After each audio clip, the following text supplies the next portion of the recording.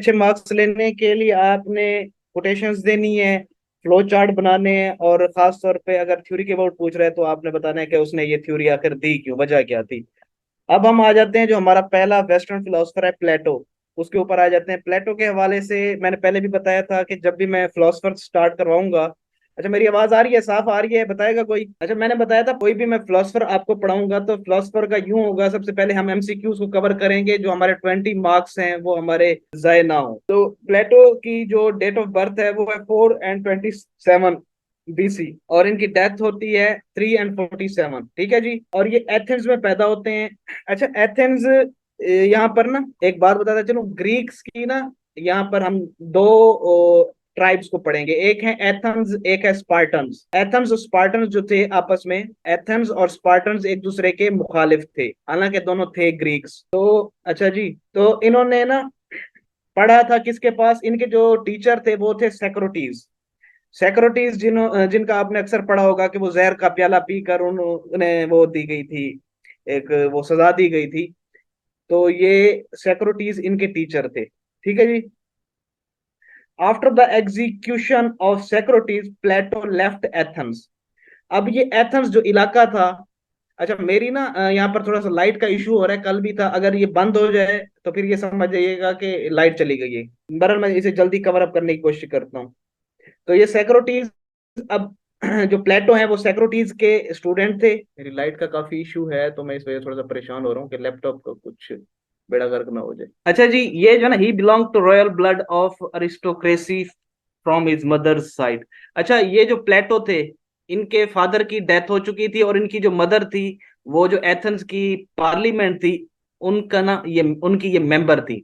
तो इस वजह से ना यहाँ पर मैंने लिखा है ब्लड ऑफ अरिस्टोक्रेसी, मतलब उनमें ना वो सलातीन वाला या बादशाहों वाला या पार्लिमेंटेरियंस वाला खून था उनमें। जब सेक्रेटरीज को जहर का प्याला दिया जाता है तो इनके जो शागिर्द हैं या उनके स्टूडेंट हैं प्लेटो, ये एथेंस को छोड़ देते हैं। एथेंस छोड़ने के बाद ये मुख्तलिफ तकरीबन 12 साल तक ये मुख्तलिफ इलाकों को में घूमते रहते हैं, मुख्तलिफ इलाकों का विजिट करते रहते हैं, वहाँ के तर्ज हुक्मरानी को देखते हैं और वहाँ के पॉलिटिकल सिस्टम को देखते हैं ये। अच्छा, इन्होंने अपनी ज्यादातर जो लाइफ है वो टीचिंग में और राइटिंग में सर्व की है। Republican is the most important authentic work of Plato. ये जो बुक है, अक्सर ये पीपीएससी के एग्जाम में भी पूछ रहे हैं, who is the writer of Republic, the Republic. The Republic के जो राइटर हैं वो प्लेटो हैं। It was about political philosophy, ethics, education and metaphysics. इसमें वो इन्होंने पॉलिटिकल फिलोसफी के अबाउट बताया, एथिक्स का बताया, और एजुकेशन का बताया, और इस तरह मेटाफिजिक्स का बताया। अच्छा, मैं एक बात बताना भूल गया, इनके जो वालिद थे वो तबीब थे। तब पहले कोई डॉक्टर शॉक्टर तो नहीं होते थे ना, एमबीबीएस वगैरह, वो तबीब थे। ठीक है जी। जब भी इसमें एमसीक्यूज में वर्क्स वर्क्स का पूछें, वर्क्स से मुराद ये होता है कि उनकी जो है ना तसानीफ क्या है, उनकी कुतुब क्या है। तो ये मुख्तलिफ किताबें मैंने लिखी हैं, दी पॉलिटिक्स होगी, दी अपोलॉजी, दी मैनो, दी प्रोटोगॉर्स, और इस तरह दी जॉर्जिया एंड द राइटियाज। लेकिन मशहूर जो किताबें हैं वो मैंने वैसे आगे नोट्स दिए हुए हैं एट द एंड, वो हैं दी रिपब्लिक, आपने याद रखनी है, दी स्टेट्समैन और दी लॉज। ये उनकी 3 मशहूर किताबें हैं। यहाँ पर सिर्फ दी पॉलिटिक्स दी है, आगे मेरे नोट्स हैं वहां पर मैंने ये तीनों लिखी हैं, ये हैं। मैंने पहले ही बताया था क्योंकि इसके 20 मार्क्स के वो आते हैं एमसीक्यूज, तो उस हवाले से जो इंट्रोडक्शन में जो चीजें मैं बताऊंगा ना तमाम सेशन में, इंशाल्लाह आपके एमसीक्यूज कवर हो जाएंगे। यहाँ पे लिखा हुआ he belong to royal blood of aristocracy from his mother side. इसके जो फादर थे उनकी तो हो गई थी डेथ, और इनकी जो मदर थी उन्होंने इनकी परवरिश की, और वो थी क्या नाम है, पार्लियामेंट का पार्ट थी, पार्लियामेंट की मेंबर थी। तो पार्लियामेंट के जो मेंबर थे ना उस वक्त, उनको कहा जाता था aristocrats. He belong to royal blood of aristocracy, मतलब वो पार्लियामेंट के जो मेंबर के अरकान की के यानी कि उसमें से थे, औलाद थे। तो उनकी जो वालदा थी वो थी पार्लियामेंट की मेंबर थी। और यहाँ पर मैंने पिछले लेक्चर में, वो लाइट चली गई थी, दो चीजें बताई थी। एक थी यहाँ पे ग्रीक्स ग्रीक्स की दो यहाँ पर जो नेशंस है रह रही थी, एक थी एथेंस और दूसरे थे स्पार्टन्स। ये दोनों थे तो ग्रीक्स, लेकिन एक दूसरे के मुखालिफ थे। ये भी आ सकता है कि ग्रीक्स जो एक दूसरे के मुखालिफ थे वो कौन थे, स्पार्टन्स और ये एथेंस एक दूसरे के अगेंस्ट भी थे, और अक्सर इनके लड़ाई झगड़े चलते रहते थे। ये बताने का मकसद ये, आगे एक बात आएगी वहां पर आपको ये बात समझ आ जाएगी। इनके जो टीचर थे सेक्रोटीज, उनको आपको पता है कि जहर का प्याला दिया गया था। उनकी जो अपनी, यानी कि वो फलसफा वगैरह, फलसफे बात करते रहते थे, उनके खुदाओं पे सवाल करते रहते थे और नई नई बातें करते थे, उसकी वजह से वहां के लोगों ने उन्हें जहर का प्याला दिया, और जो भी मामलात हुए वो आपको पता है। तो इस चीज की वजह से, क्योंकि जो प्लेटो के टीचर थे सेक्रोटीज, उनके साथ एथेंस ने ये मामला किया, तो उन्होंने एथेंस को छोड़ दिया था, उस इलाके को छोड़ दिया। तो उन्होंने फिर मुख्तलिफ इलाकों का विजिट किया। 12 साल तक वो बाहर रहे, मुख्तलिफ इलाकों का विजिट करते रहे, वहां पर पॉलिटिकल सिस्टम को देखते रहे, तर्ज हुक्मरानी को देखते रहे कि क्या क्या चीजें हैं और क्या क्या ये मुख्तलिफ जो हुकूमतें हैं कैसे चलती हैं। उसके बाद फिर इन्होंने यहाँ पर वापस है, और वहां पर यहाँ पर आकर इन्होंने एकेडमी बनाई। ये जो वर्ड आप एकेडमी सुनते हैं, ये सबसे पहले जो फिलोसफर हैं प्लेटो, इन्होंने ये वर्ड यूज किया था, और अपने इदारे का नाम इन्होंने एकेडमी रखा था। ये एमसीक्यू भी कभी आ जाता है कि एकेडमी जो वर्ड है या एकेडमी का जो नाम है, सबसे पहले इदारे के लिए किसने इस्तेमाल किया, ये प्लेटो ने इस्तेमाल किया था। वर्क्स के हवाले से अगर हम देखें, अच्छा, जब भी वर्क्स आएगा ना, वर्क्स का मतलब ये होगा कि उनकी जो बुक्स हैं, उनकी जो बुक्स हैं, यहाँ पर तो एक्स्ट्रा बुक्स लिखी हुई हैं, द पॉलिटिक्स, अपोलॉजी, द मेनो, और इस तरह द प्रोटोगोर्स, और इस तरह गोर्गियास, और इस तरह द क्रिटियास। ये मुख्तलिफ ग्रीक नेम्स हैं उनकी बुक्स के। लेकिन मेन जो अक्सर पूछते हैं ना, वो द पॉलिटिक्स के अलावा दो और किताबें हैं, द रिपब्लिक, द स्टेट्समैन, और द लॉज। ये at the end of the, मैं आपको दिखाता हूँ, एंड में मैंने ये डाली हुई है, यहाँ पर मैंने ये बुक्स लिख दी हैं, ये लिखी हुई हैं। ये, सॉरी, ये द रिपब्लिक हो गई, और इसी तरह ये द स्टेट्समैन हो गई, और ये द लॉज। ये तीन किताबें अक्सर पूछ लेते हैं, ये आपको पता होनी चाहिए। ठीक है जी। अब हम चले जाते हैं दोबारा वापस। ये तो इनके बुक्स के नेम हो गए, ये आपने याद रखने हैं। उसके बाद अब हम आते हैं theory of ideal state. Theory of ideal state, Plato's ideal, ये उनका कोट वैसे मैंने लिखा है, until philosophers are the king and princes of this world have the spirit and the power of philosophy and political greatness and wisdom meet in one, cities will never rest from their wills। प्लेटो का वैसे मैंने coat यहाँ पे लिख दी है, आपने इस किस्म, ये एक एग्जांपल है, आपने इस किस्म के ना कोट्स याद करने हैं। प्लेटो की मैंने बुक्स बताई थी, जो तैयारी के लिए, मजरुल हक साहब की बुक है, उनकी तस्वीरें मैं भेज दूंगा आपको। और इस तरह एक वर्ल्ड टाइम ने छापी है, वो आपके पास होनी चाहिए। वर्ल्ड टाइम की बुक अगर आप करते हैं तो आपके मार्क्स आ जाते हैं। मजीद डीप स्टडी के लिए आपने मगर हक साहब की बुक भी पढ़ लेनी है। ठीक है जी। थ्योरी ऑफ आइडियल स्टेट, अब इसका थोड़ा सा मैं कॉन्टेक्स्ट बताऊंगा यहाँ पर, क्योंकि सिर्फ स्लाइडें हैं, तो मेरे जो एक्स्ट्रा नोट्स हैं वो मेरे पास हैं। जब भी आप थ्योरी, आप पूछेंगे ना वो थ्योरी, उसका आपने खास तौर पे कॉन्टेक्स्ट लाजमी बताना है कि उसने ये थ्योरी दी तो आखिर क्यों दी। मुस्लिम फिलोसफर्स पे मैंने पिछले दिनों क्लासें कराई हैं, और वहां पर मैं अक्सर यही बताता था कि जो फलसफी होता है, जो फिलोसफर होता है, वो जब भी कोई थ्योरी दे रहा होता है, उसके पीछे कुछ मुहर्रिकात होते हैं, उसकी कुछ थॉट्स होती हैं, वो कुछ चीजों से इंस्पायर होता है, या इर्द गिर्द का जो माहौल है, इन्वायरमेंट है, उससे असर ले रहा होता है, तो फिर वो अपनी एक फिलोसफी, अपनी एक थ्योरी देता है। अब इसके कॉन्टेक्स्ट ये है कि because he dislike Athens political system he gave this theory, क्योंकि वो एथेंस का जो पॉलिटिकल सिस्टम था वो उसको ना नहीं मानता था। वो कहता था ये कोई सिस्टम, ये एक एक्सप्लॉइटेशन वाला सिस्टम है, तो इसलिए ना उसने फिर अपना सिस्टम देना चाहा। तो इसमें उसने दिया था ये आइडियल स्टेट की, फिर उसमें थ्योरी दी। अच्छा, वो रीजंस क्या थे इसके पीछे? एक तो ये है because he dislike Athens political system he gave this theory. अच्छा, रीजंस क्या है कि वो क्यों डिसलाइक करता था? एक तो ये है कि जो एथेंस थे, उन्होंने एग्जीक्यूट किया था उनके टीचर को, सेक्रोटीज को, इस वजह से, because Socrates criticises direct democracy, democracy के अगेंस्ट थे वो।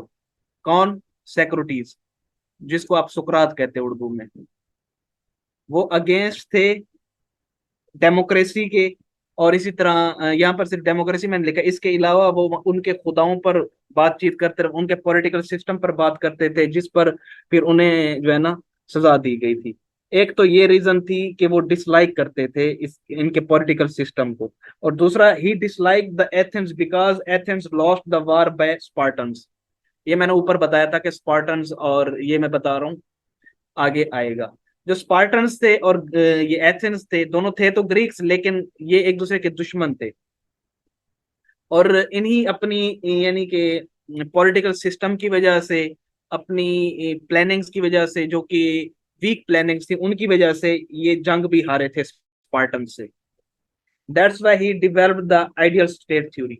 फिर उसने आइडियल स्टेट थ्योरी दी, और जो उनकी आइडियल स्टेट थ्योरी थी उसके जो पिलर थे वो तीन थे: जस्टिस, एजुकेशन, कम्युनिज्म। इन पे उनकी जो थ्योरी है आइडियल स्टेट की, वो बेस करती है। जस्टिस के हवाले से देखा जाए तो जस्टिस की डेफिनेशन क्या है? एफिशिएंट, आम हालात में अगर देखें तो इसका ये है, means efficient performance by individual.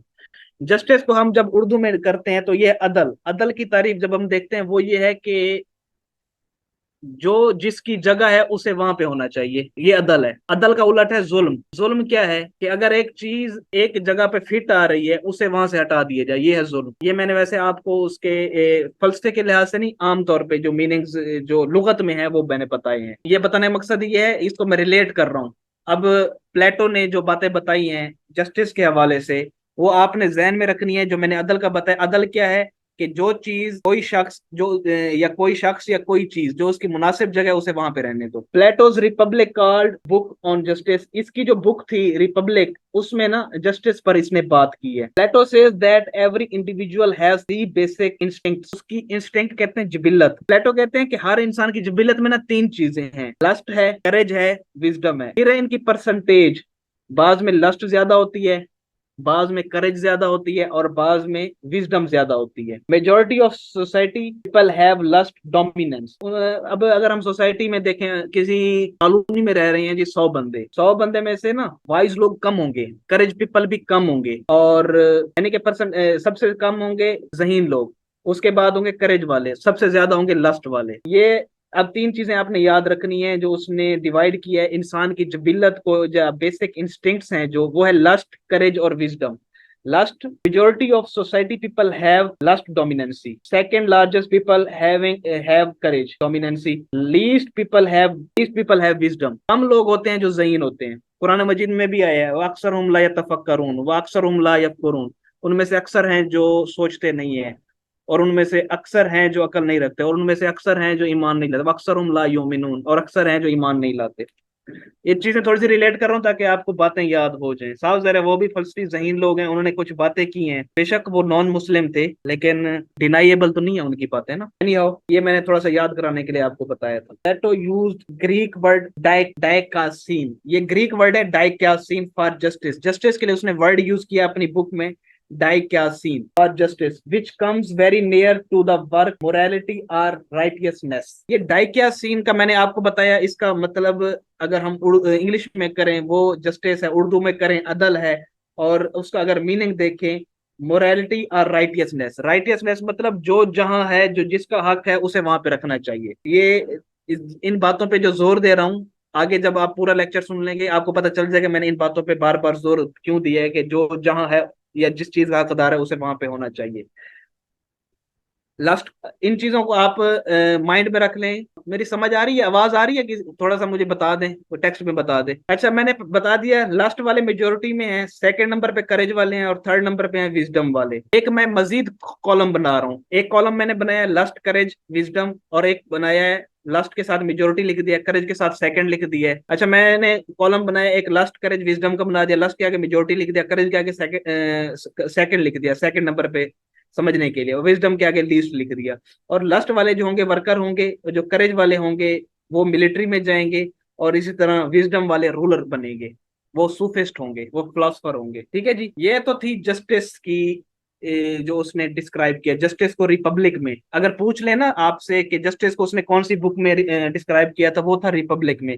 अब जस्टिस मैंने समझा दिया है, अदल, जिसकी जो जगह उसे वहां पर रखो। लस्ट वाले साफ ज़ाहिर है बेकार लोग होते हैं, उन्हें वर्कर, वो आर्टिजन्स बन जाते हैं, वो वर्कर होते हैं, ये किसान चिसान होंगे, या लोहार शुहार होंगे, या मेमार शहमार होंगे, वो इस किस्म के ना काम करेंगे। और सेकंड नंबर पे मैंने बताया था करेज। करेज वाले साहब सर उनमें करेज है तो उनसे काम लिया जाएगा मिलिट्री का, वो मिलिट्री में चले जाएंगे। और विजडम वाले साहब जरा जहीन फतीन लोग होंगे, उनसे रियासत के काम लिए जाएंगे, वो लोग रियासत को चलाएंगे। ठीक है जी, ये जस्टिस अब आपको समझ आ गया होगा, right person for right place. मैंने बताया था कि इसकी जो आइडियल स्टेट की थ्योरी है 3 पिलर्स पे बेस करती है। फर्स्ट पिलर मैंने आपको बता दिया। अब हम आते हैं एजुकेशन के ऊपर। सेकंड जो उसका पिलर था वो था एजुकेशन। एजुकेशन के लिहाज से ना उसने डिवाइड किया है 3 पार्ट्स में। फर्स्ट पार्ट को मजीद 2 से 3 हिस्सों में तकसीम किया है, वो मैं आपको बता देता हूँ अभी। अच्छा, जब आप बुक्स पढ़ेंगे ना वहां पर मुख्तलिफ चीजें, जैसे यहाँ पर लिखा है कि बेली, हार्ट और ब्रेन, और इसी तरह डेमोस, लोगोस, प्रोमोस। अब ये यहाँ पे आया हुआ है बेली। ये जो होते हैं क्या नाम है, डिजायर वाले, ये दोबारा मैं वही बता रहा हूँ, जो डिजायर वाले होते हैं, लस्ट वाले होते हैं, वो बेली से पैदा होते हैं। उसके मुताबिक, उनके फलसफे के मुताबिक बैली से ये पैदा होते हैं। और जो हार्ट से पैदा होते हैं वो करेज वाले होते हैं। और इस तरह जो ब्रेन वाले होते हैं वो रीजन और नॉलेजेबल होते हैं। और आगे मैंने ऑलरेडी आपको बताया, फिलोसफर होते हैं, रूलर होते हैं। और करेज वाले मिलिट्री में होंगे या सोल्जर होंगे। और बैली वाले agriculture, artisan, industrial, clerk, businessman, मोची, मेमार, शेमार, ये सब कुछ इसमें आ जाएगा। Date of death 347। ठीक है जी। अच्छा, एजुकेशन के हवाले से मैं अब आपको बताऊं, एजुकेशन के हवाले से ना 3 फेज हैं। सबसे पहला जो फेज है उसको मजीद 2 से 3 हिस्सों में उन्होंने तकसीम किया है। उसने उसने कहा है, प्लेटो कहते हैं कि जब बच्चा पैदा होगा 3 इयर्स तक ना उसकी एलिमेंट्री एजुकेशन में से जो 3 से 6 इयर्स होंगे उसमें आपने उसको बताने हैं नरेशन ऑफ मिथोलॉजिकल स्टोरीज। ये मैथोलॉजिकल स्टोरीज होती हैं अफसानवी। पुराने वक्तों में जैसे अफसान, आजकल तो ड्रामे और मूवीज आ गई है ना, पहले यूं होता था कि अफसाने सुनाए जाते थे, चौक चौराहों में इकट्ठे हो जाते थे रात को लोग ना, अफसाने सुनाते थे। तो प्लेटो कहते हैं कि इस किस्म की ना मैथोलॉजिकल स्टोरीज आपने बतानी है उनको।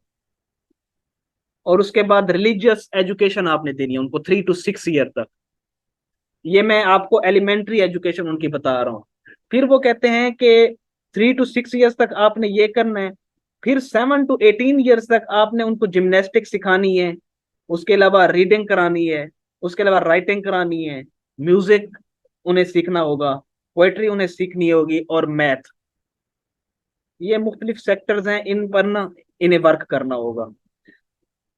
और आखिरी जो है 18 से 20 साल, वहां पर ट्रेनिंग इन मोर जिमनास्टिक, मजीद जिमनास्टिक उन्हें सिखाएं। जो बच्चे हैं उन्हें मजीद जिमनास्टिक सिखाएं। अब ये हमारा हो गया जो पहला एलिमेंट्री एजुकेशन का पोर्शन है वो है 3 to 20 ईयर्स।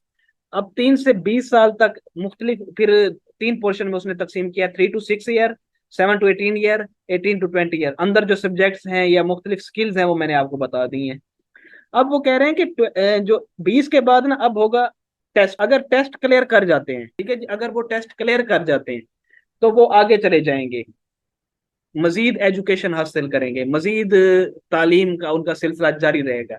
अगर वो हो जाते हैं फेल, जो बच्चे इम्तिहान दे रहे हैं, जो भी कैंडिडेट्स इम्तिहान देंगे, तो वो अगर होते हैं फेल तो वो आर्टिजन बनेंगे। अब जो सेकंड फेज है, पहला फेज को हमने मजीद तकसीम किया था, जो अब है सेकंड फेज। सेकंड फेज में है 21 to 35 ईयर्स तक, 21 से 35 साल तक है।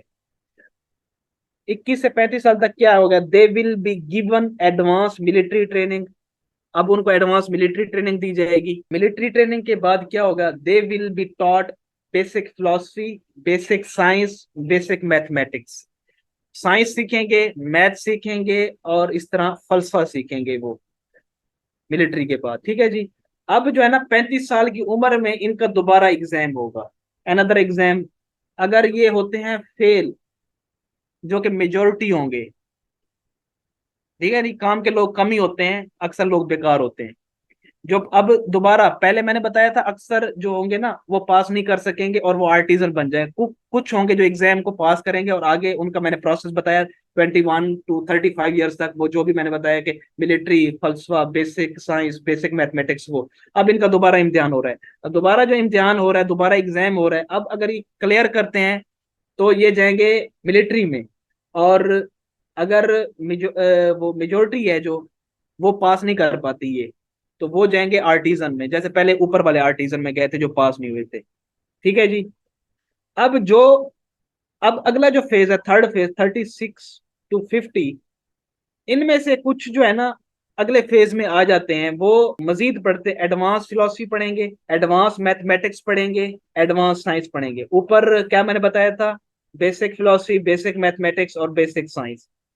दे will be attach with existing rulers. अब उनको जो है ना रूलर्स के साथ भी अटैच कर दिया जाएगा, ये चीजें भी पढ़ रहे होंगे और रूलर के साथ भी उन्हें अटैच कर दिया जाएगा। Those who complete 50 years education they will be ruler, one of them will be chosen as philosopher king. पहला फेज था 20 तक, 1 से 20 तक, दूसरा 20 से 35 तक, तीसरा 35 से 50 तक। 35 से 50 में एडवांस फलसफा पढ़ाया जा रहा है, एडवांस मैथमेटिक्स है, एडवांस साइंस है, और इसी तरह उनको रूलर्स के साथ भी अटैच कर दिया गया है। अब फिर जो है ना इनमें से जो एक उनमें से पेपर होंगे, एग्जाम होंगे, जैसे पहले मैंने बताया, उनमें से अब अगर ज्यादा, अच्छा टाइम खत्म हो रहा है, तो अगर कोशिश करूंगा कि मैं इसको कवर अप कर लूं जल्दी से, पिलर्स हमारे कम्युनिज्म बस रह रहे हैं। तो 50 years तक अब ये एजुकेशन लेंगे, और मुख्तलिफ जो रूलिंग डिपार्ट्स हैं उनमें चले जाएंगे। उनमें से एक बनेगा फिलोसफर किंग, जो साफ ज़ाहिर है सबसे ज्यादा नॉलेज वाला होगा, सबसे ज्यादा जहीन होगा, फतीन होगा, सबसे ज्यादा उसमें विजडम होगी, वो बनेगा फिलोसफर और किंग बनेगा।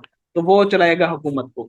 और इसकी थोड़ी सी मेन फीचर्स देख लें, ये जो चीज है ना, ये एजुकेशन है, ये कंपलसरी है ऑल सिटीजन्स के लिए, और ये it it would be state controlled, इसको स्टेट कंट्रोल करेगी। और इस तरह gender balance compulsory for women. वैसे ना यहाँ पर थोड़ा सा मैं मॉडर्न जब रेलिवेंस बताऊंगा, थोड़ा सा वहां पर मजीद मैं एक्सप्लेन करूंगा।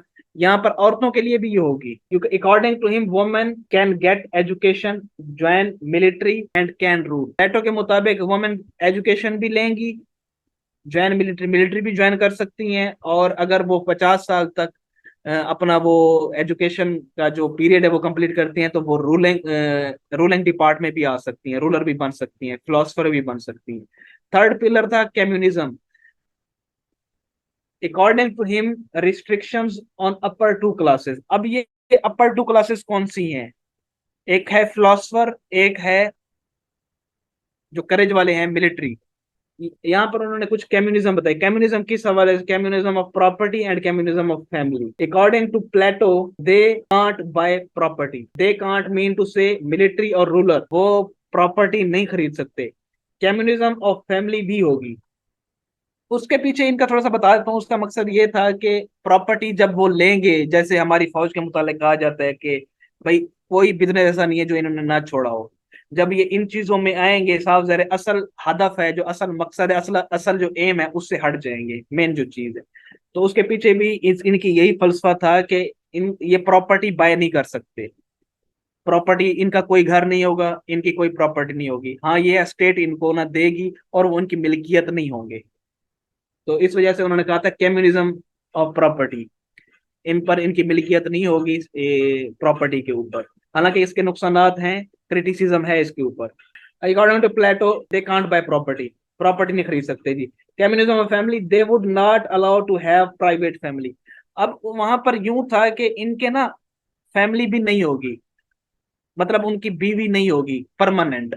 जैसे इस्लाम में है कि निकाह हो जाए, तो वहां पर ये था कि उनकी परमानेंट बीवी नहीं हुई। परमानेंट बीवी हुई तो साफ ज़ाहिर है फिर बच्चे भी होंगे, फिर उनके साथ एक उल्फत मोहब्बत वाला जज्बा, और साफ ज़ाहिर उनके लिए फिर जायदाद बनाने वाला जज्बा, और जायदाद बनाने के लिए करप्शन भी आ जाती है और दो नंबरियां भी आ जाती है। उसके पीछे इनका मकसद ये था कि जब फैमिली ही नहीं होगी तो फिर साफ ज़ाहिर बंदा करप्शन ही नहीं करेगा, जब करप्शन नहीं करेगा तो फिर वो अपना स्टेट पे ही फोकस करेगा, मैंने स्टेट के लिए काम करना है। After certain age man and women would choose there partner. मखसूस साहब एक मखसूस उम्र के बाद वो जो है ना चूज करेंगे अपने पार्टनर्स, फिर उनके साथ रहेंगे। फिर कुछ देर के बाद state will ask them to change partners. अब कहा जाएगा अपने पार्टनर्स को चेंज करें, क्योंकि साहब अगर मैंने ऑलरेडी बताया कि अगर पार्टनर सेम रहेंगे, फिर उनके साथ ना एक उल्फत मोहब्बत वाला जब जज्बा पैदा हो गया, फिर साहब जरा उनके लिए बंदा कहेगा कि मार्शल बनाऊं, कोई करप्शन वगैरह में आ जाएगा। तो उसलिए इसलिए उन्होंने कहा था कि जो प्रॉपर्टी होगी या फैमिली होगी वो स्टेट ओन्ड होगी और स्टेट ही आपको देगी। स्टेट वक्ती तौर पे आपको बीवी भी दे रही है फिर वापस भी ले रही है। अच्छा, they would live with partner for short time, मखसूस वक्त के लिए वो एक दूसरे के साथ रहेंगे फिर अलग हो जाएंगे। It would keep on change, ये चेंज होता रहेगा। एक मखसूस मुद्दत तक आप एक औरत के साथ रहे हैं, उसके बाद वो चेंज हो जाएगी, फिर आप साफ ज़ाहिर है एक इंसानी फितरत है मर्द और औरत का एक साथ रहना, फिर वो आपके लिए मजीद बंदोबस्त करेंगे, कोई और औरत होगी। When any child would birth they will go to education. अब साफ जरा, जब औरत और मर्द रह रहे हैं तो उनके बच्चे भी होंगे, और ऑलरेडी मैंने प्रोसेस बता दिया एजुकेशन का, तो वो उस फेज में से फिर गुजरेंगे। फिर वो आर्टिजन बनेंगे, आर्टिजन के बाद वो अगर वो करेज वाले हैं तो मिलिट्री में चले जाएंगे, अगर उनमें विजडम है तो वो फिर रूलर बनेंगे। Anybody would be father mother और चाइल्ड। अब हमें कोई पता नहीं है कौन बाप है कौन माँ है कौन किसका बच्चा है, तो उसके पीछे फलसफा ये है कि क्योंकि पता ही नहीं है तो एक दूसरे के लिए जज्बा ही नहीं है, जब जज्बा ही नहीं है फिर करप्शन भी नहीं होगी। उसके पीछे मैंने ऑलरेडी बता दिया, two reason to justify. Justify इसको साफ जरा ये चीज है गैर इखलाकी है एक लिहाज से देखा जाए तो वो जस्टिफाई यूं करते टू रिस्ट्रिक्ट करप्शन, करप्शन को रोकने के लिए, because they have no family and no property so they would have लियर time which they can spend on state interest. Corruption नहीं होगी, और जब ना फैमिली है ना बच्चा है, ना बच्चे को टाइम देना ना बीवी को टाइम देना है, तो फिर सारा टाइम वो स्टेट को देगा। इस तरह वो बेहतर तरीके से स्टेट को चला सकता है according to Plato. If a child would born with disability he must be executed. माजूर बच्चा पैदा होगा वो कहते हैं वो स्टेट पे बोझ है, उसे मार दिया जाए।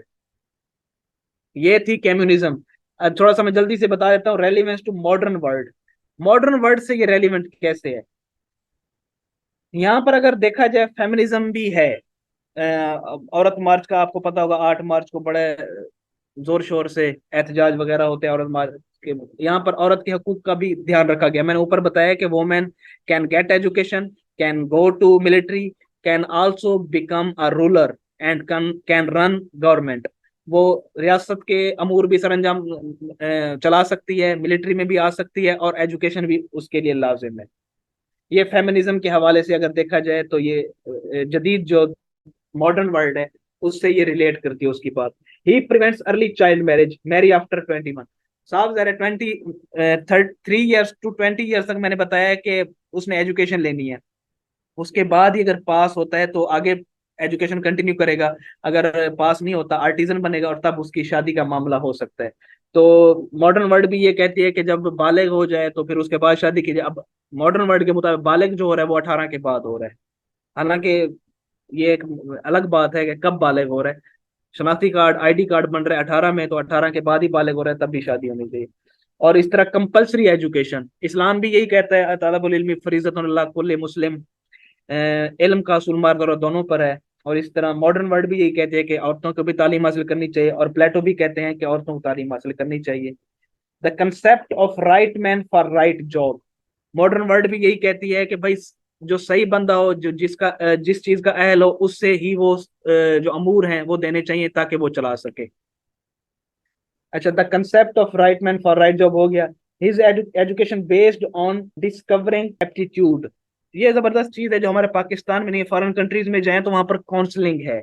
वहां पर बच्चे की जबिलत को देखा जाता है कि कौन से डिपार्ट में चल सकता है, उसकी फितरत को, उसकी इंस्टिंक्ट को देखा जाता है कि इसका किस डिपार्ट में इंटरेस्ट है, उसके मुताबिक ही उसको उस डिपार्ट में फर्दर स्टडी कराई जाती है, और वो साफ जरा फिर वो उनमें उसमें माहिर भी हो जाता है। तो पाकिस्तान में वैसे ये चीज नहीं है, लेकिन मॉडर्न वर्ल्ड कहती है एप्टीट्यूड के मुताबिक ही बच्चे को तालीम दी जाए। तो ये रेलिवेंस टू मॉडर्न वर्ल्ड भी हो गया। क्रिटिसिज्म मैंने ऑलरेडी बता दी है। अच्छा, क्रिटिसिज्म थोड़ा सा बता देता हूँ मैं, बाकी रह रहा है 1 मिनट और 14 सेकेंड। क्रिटिसिज्म इस पर यह है कि भाई जब फैमिली नहीं होगी तो बंदा बेदिली से काम करेगा। यूं जब फैमिली हो ना, या आपने कम्युनिज्म बाय प्रॉपर्टी भी है और कम्युनिज्म इन फैमिली भी है। देख लेकिन जब आपकी फैमिली नहीं है तो इंसान अपने बच्चों के लिए जब उसने कुछ भी नहीं बनाना, अपनी बीवी के लिए या अपनी औलाद के लिए उसने कुछ भी नहीं बनाना, तो वो कोई दिल से काम नहीं करेगा। एक बंदा है, उसकी फैमिली है, उसने अपने बच्चों के लिए अच्छा घर बनाना है, उन बच्चों को अच्छी तालीम देनी है, वो उसके लिए ज्यादा स्ट्रगल करता है, ज्यादा मेहनत करता है ताकि वो ज्यादा अर्न करे। जब ज्यादा अर्न करेगा तो साफ जाहिर है वो ज्यादा काम करेगा और ज्यादा एफिशिएंसी भी होगी और ज्यादा चीजें कवर अप होंगी। ठीक है जी, ये होगा प्रॉपर्टी के लिहाज से। और फैमिली के लिहाज से ये है, अगर जदीद बायोलॉजी को आप पढ़ें तो काफी सारी बीमारियां भी जन्म लेती हैं जब इस किस्म का रिलेशन रखे जाएं। ठीक है। और प्रॉपर्टी का मैंने बता दिया, फैमिली का भी मैंने बता दिया। बच्चों और बीवी की जब उल्फत ना होगी तो फिर वो काम भी ठीक से नहीं करेगा। अच्छा,